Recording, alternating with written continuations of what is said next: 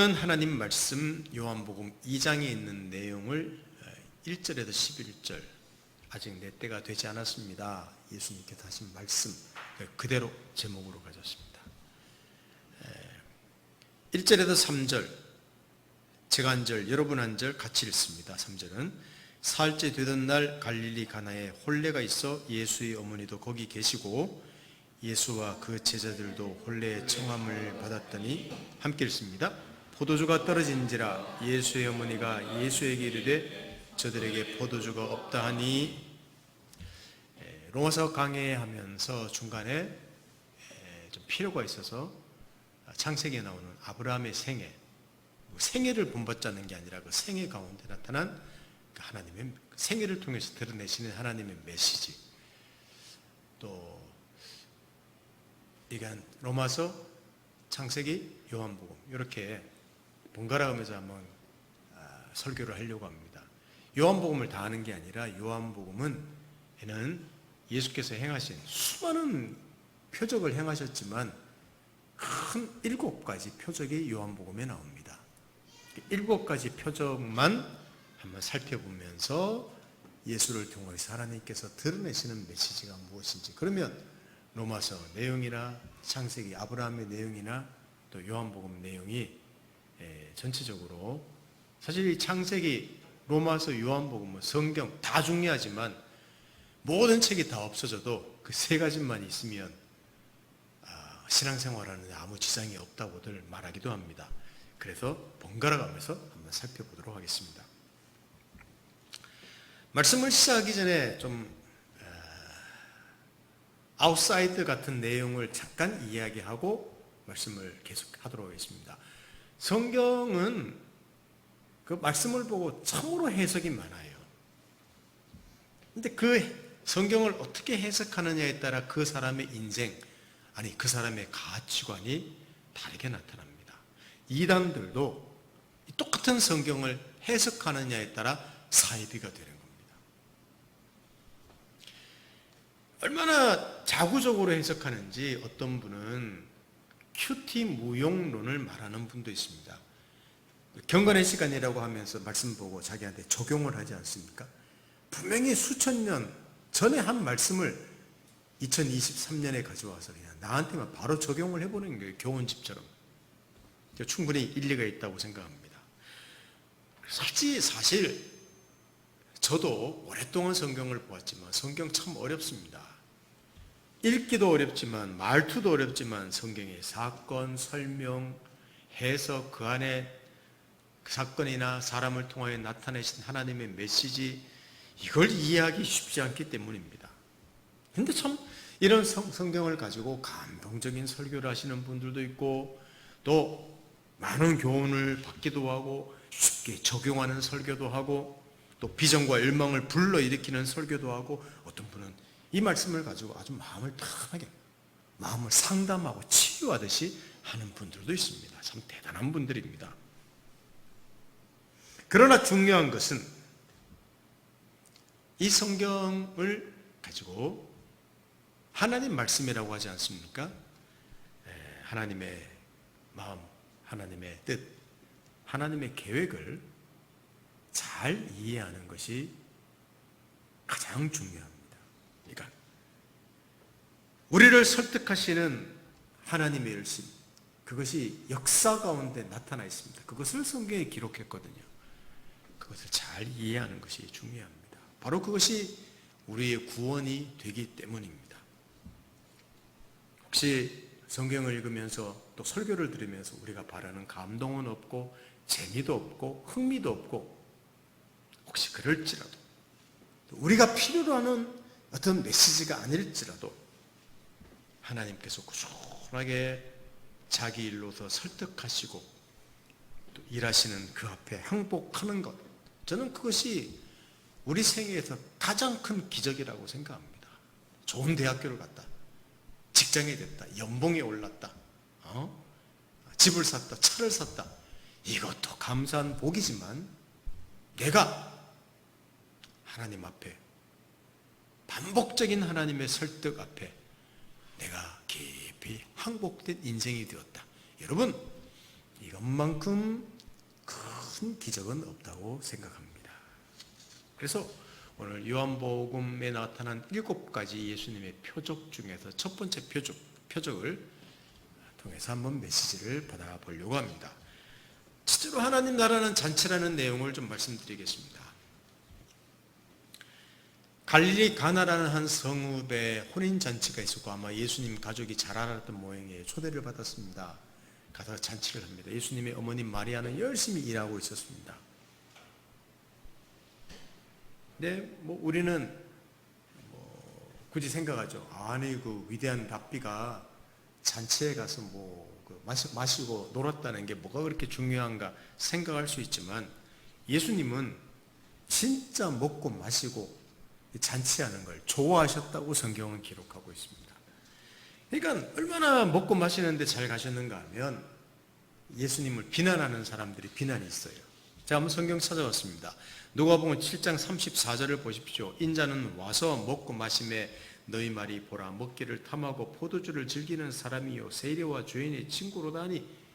아유 저 먹기를 탐하는 놈, 포도주 즐기는 놈, 놀기를 좋아하는 놈, 이렇게 비판을 했다는 거예요. 그 당시 종교 지도자들이. 자, 예수님이 잔치에 참석하셨습니다. 근데 포도주가 떨어졌습니다. 단순히 포도주 떨어진 것이 아니라 잔치의 기쁨이 사라진 것입니다. 당시 랍비들도 이렇게 말했습니다. 포도주가 없으면 잔치의 기쁨도 없다. 그게 그 당시 랍비들도 그런 가르침을 가졌다 그래요. 그들의 문화였던 모양입니다. 예수님의 어머니인 마리아는 예수님에게 가서 포도주가 떨어졌다고 말했습니다. 기대했겠죠. 내 아들이 보통 아들은 아닌 것 같은데 기적을 행해주면 좋겠다. 이런 말로 아마 부탁한 것 같아요. 그래서 예수님이 유대교 정결의식에 사용하는 큰 돌 항아리가 6개 있었는데 거기다가 물을 가득 채우시오. 종들이 물을 채웠습니다. 떠다 주시오. 아무 거부감 없이 떠다 주었습니다. 그런데 세상에 그 부었던 물이 포도주가 아닙니까? 포도주가 된 것이 아닙니까? 최상의 포도주로 잔치집을 섬겼다는 겁니다. 그래서 기쁨이 더 넘쳤더라. 이게 이 사건의 사실은 중심적인 내용입니다. 이것을 오늘 요한복음은 예수님 공생의 기간 중에 첫 번째 표적이라고 말합니다. 이 표적이라는 말은 사인이라는 말인데 예수가 누구냐? 표지판이라는 말 아닙니까? 예수가 누군지에 대한 첫 번째 표지판, 기적인데 그 기적을 통하여 예수가 누구신지를 보여주었다. 이렇게 이야기하고 있습니다. 여러분, 구약에서는 하나님 나라를 잔치에 비유하고 있습니다.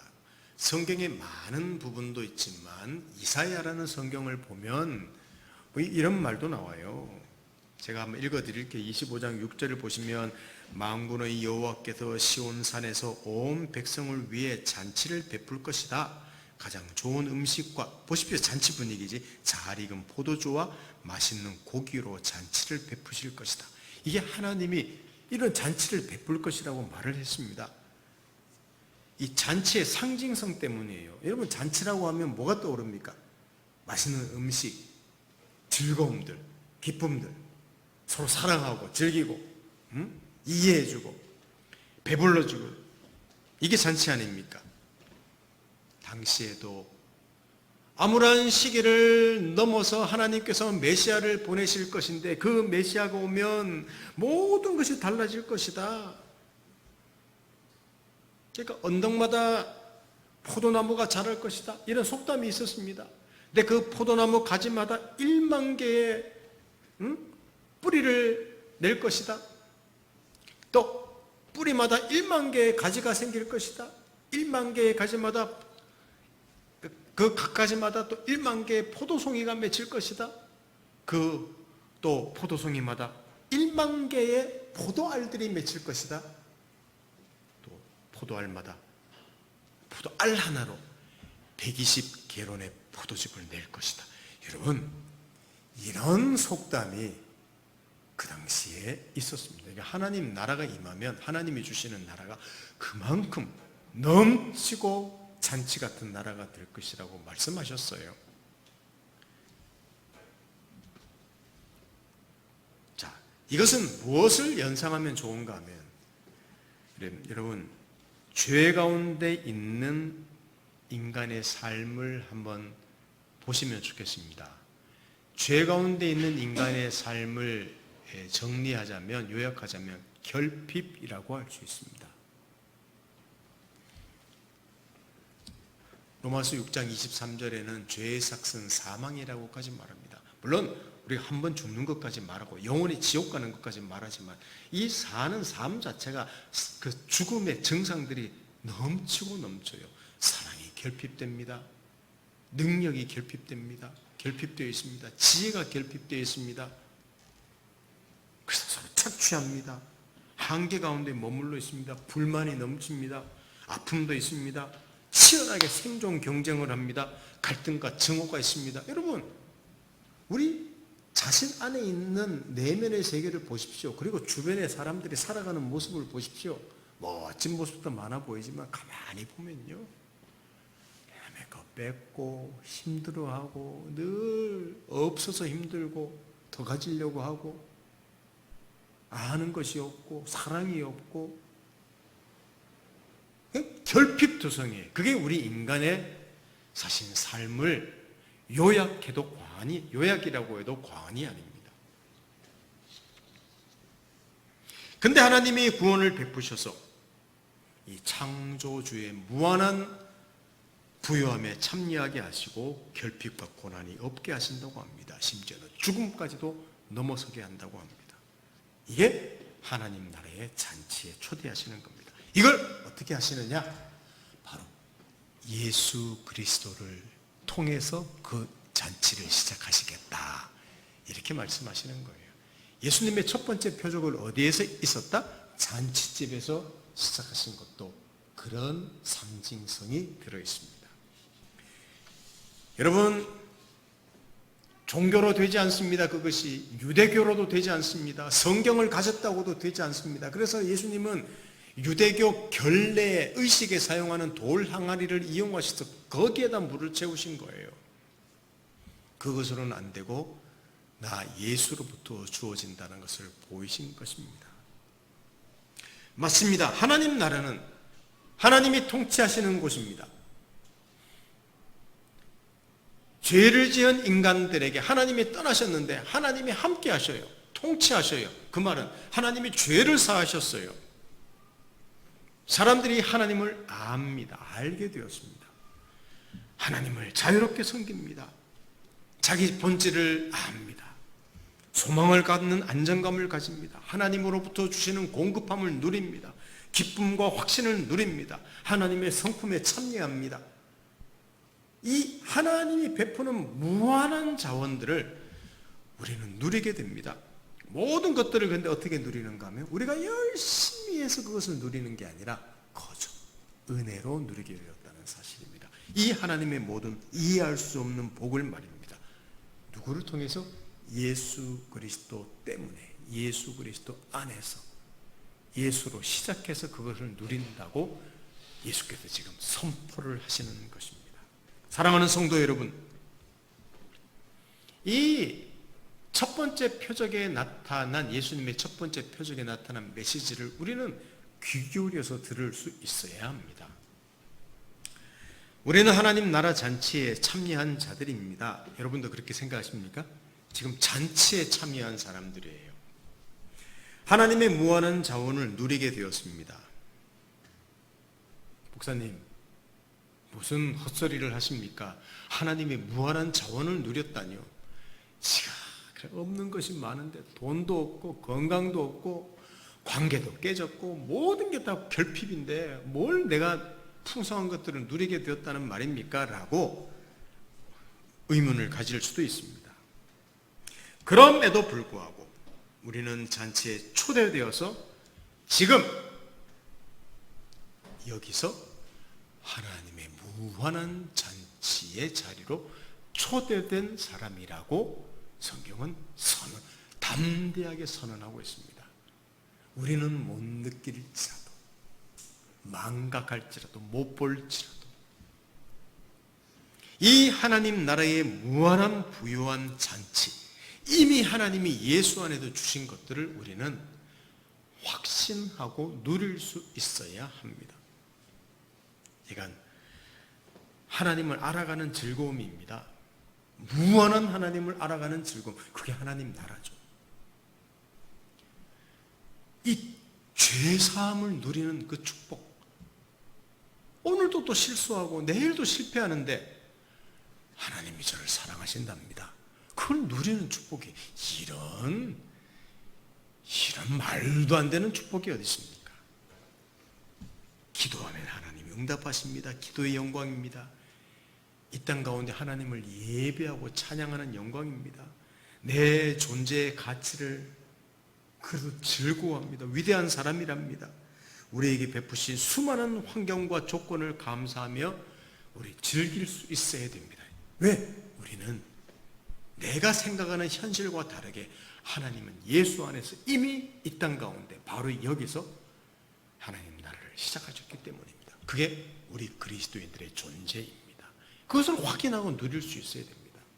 쉬운 건 아니에요. 그런데 또 어려운 것도 아니에요. 이미 시작하셨다고 성경은 선언하고 있기 때문입니다. 그래서 데살로니가 전서 5장 16에서 18절은 단순한 명령이 아니라 우리 그리스도인의 특권이며 영광이라는 말입니다. 우리 함께 읽어보겠습니다. 데살로니가 전서 5장 16절에서 18절을 같이 읽어보겠습니다. 시작. 항상 기뻐하라, 쉬지 말고 기도하라, 범사에 감사하라. 이것이 그리스도 예수 안에서 너희를 향하신 하나님의 뜻이니라. 내가 기뻐해야 되겠구나, 기도해야 되겠구나, 쉬지 말고. 여러분, 그런 의미이기도 하지만 왜 항상 기뻐하고 왜 무엇이든지 기도하고 범사에 감사할 수 있습니까? 우리가 이런 무한한 자원에 참여한 자이기 때문이라는 것입니다. 여러분, 기독교는 죽은 종교, 죽은 의식만 있는 종교가 되어서는 안 됩니다. 주일날 여기 와서 예배만 드리고 봉사만 하고 그게 아니라 매일매일 삶 가운데 내가 하나님, 이 땅에 시작된 하나님 나라를 내가 그 무한한 자원을, 무한한 은혜를, 무한한 영광과 부요함을 누리는 사람이구나, 이것을 매일매일 확인하면서 살아가는 것, 그게 그리스도인의 삶, 이게 신앙생활의 본질이라는 것입니다. 그것을 저와 여러분이 회복하면 좋겠습니다. 한 가지 더 말씀드리겠습니다. 그런데 이 나라를 어떻게 시작하셨는가 하면, 자, 두 번째 제목을 보십시오. 십자가로 이루어지는 하나님 나라의 잔치라는 내용입니다. 근데 물론 포도주를 만드는 그 기적을 행하시기 전에 특이한 예수님의 말이 하나가 나와요. 그것만 좀 살펴보면 좋을 것 같습니다. 어머니가 포도주가 떨어졌다고 말하자 예수께서 이런 대답을 하십니다. 자, 누가복음 2장 4절을 보십시오. 예수께서 이르시되 여자여 나와 무슨 상관이 있나이까? 내 때가 아직 이르지 아니하였나이다 그랬습니다. 말이 독특하죠. 자기 어머니한테 여자여 무슨 상관이 있습니까? 자, 이 말은 헬라어 원문대로 하면, 제가 영어도 해놨는데 What to me and to you, 그렇게 말할 수 있습니다. 이게 셈족, 히브리 사람들의 관용구인데 나와 당신과 무슨 공통적인 것이라도 있습니까? 없습니다. 그 말이에요. 그래서 어머니라고 말하지 않고 여자여라고 말한 거예요. 자기 어머니를 아주 객관화시킨 겁니다. 여자여, 당신과 나는 아무 상관이 없어. 공통점이 없어. 당신 관심과 내 관심은 다르오. 그러니 이 문제를 내 마음대로 하게 하시오. 그게 이 말의 의미입니다. 이 거절한 거죠, 사실은요. 그리고는 제 때가 아직 이르지 않았습니다. 예수님은 성경에 보면요, 자기 때가 이르지 않았다는 말을 요한복음에도 많이 해요. 나중에 제가 읽지는 않겠습니다. 요한복음 7장 30절 같은 데를 보면 예수님을 잡으려고 하는데 예수님이 잡히질 않고 잡혀가질 않아요. 왜? 아직 때가 이르지 않았다고 성경은 기록하고 있습니다. 이 때라는 말은 무슨 말인가 하면 예수님이 고난받고 십자가를 지고 죽어 그 다음에 부활하는 그 때를 말합니다.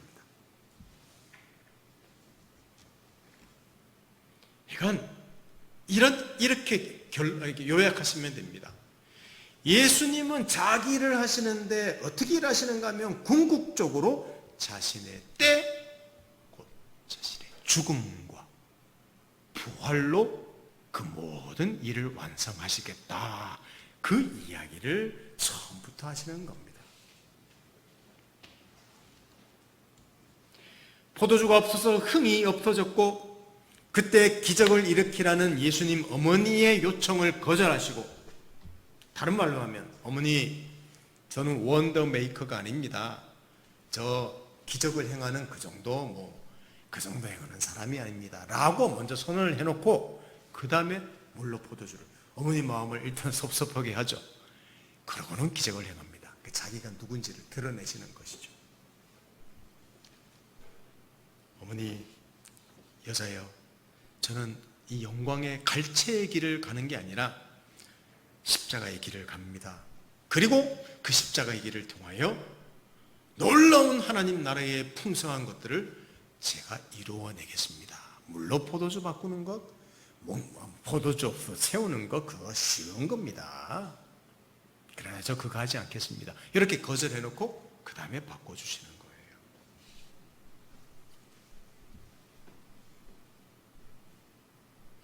하나님 아들이 공생애를 시작하시면서 잔치집에서 물로 포도주를 만드는 도저히 이해할 수 없는 기적을 행하시면서 지금 자신이 하나님이시고 하나님 나라의 풍성함과 은혜를 가져오는 구원자이심을 보이시지만 그것을 궁극적으로 하나님이 정하신 때에 그의 죽음과 그의 고난과 죽음과 부활하심으로 이루시겠다고 선언하는 것이 오늘 이 첫 번째 표적의 가장 중요한 메시지입니다. 그렇습니다.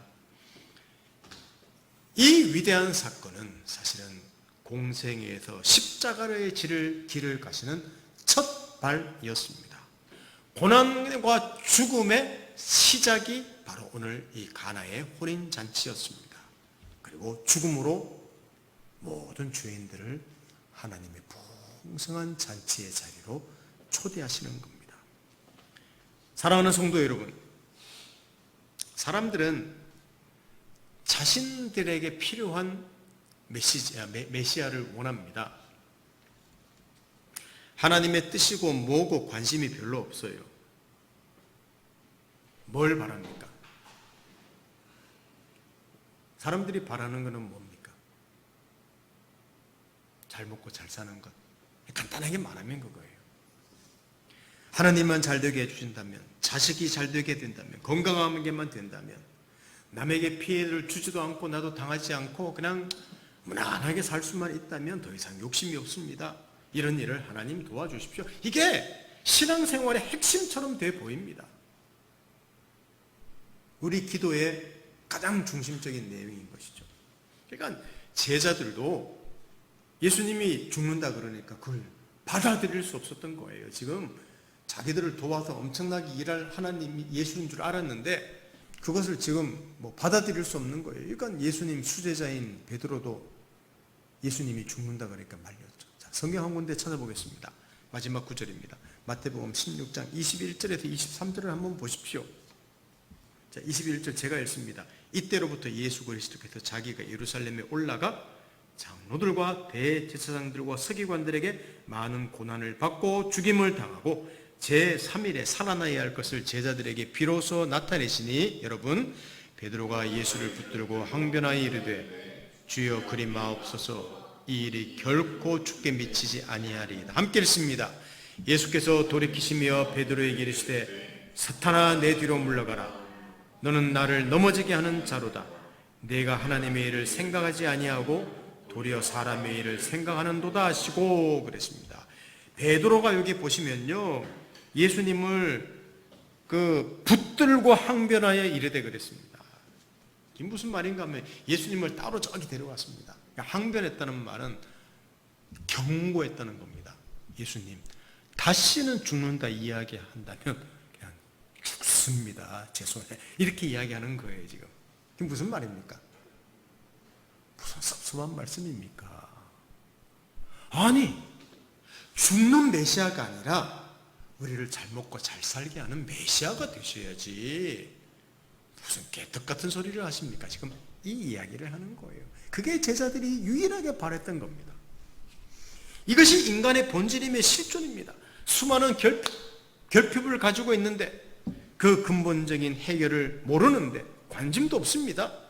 눈앞에 필요를 채우는 것에만 급급한 것이 우리네 다시는 실존입니다. 자신들의 영, 내면의 세계가 굶주리고 있는데 자신들의 진정한 문제가 무엇인지조차 모르는데 여러분, 긴급한 일을 해결하기 위해서 헐떡이고 다니는 것이 사실은 우리입니다. 저는 이런 우리의 모습에 대해서 책망하지도 않습니다. 저도 그러니까요. 자, 이게 중요해요. 그래서 하나님께서 아들을 보내신 것 아닙니까? 이 결핍의 문제를 스스로 해결할 수 없기 때문에, 관심도 없기 때문에 하나님께서는 아들을 보내어 그의 죽으심 안에서 하나님 나라를 이루셨던 것입니다.